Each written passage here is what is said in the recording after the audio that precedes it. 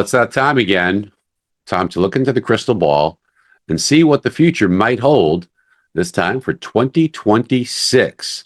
As we go through the 2026 forecast, let's start with inflation.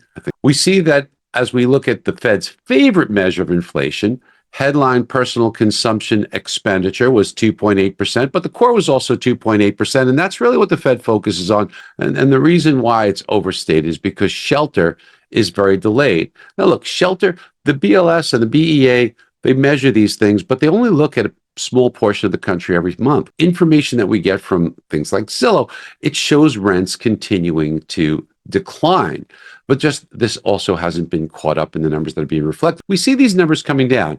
And as I mentioned, shelter is the biggest weighting, but it's also even more of a large weighting in the consumer price index. And the consumer price index, which shows that headline inflation is 2.7 and core is 2.6. Boy, look at the weighting on shelter. It makes up more than a third of the core. More than the third of the headline. And boy, almost half of the core weighting on the CPI level. So it's so important, and it is heading lower.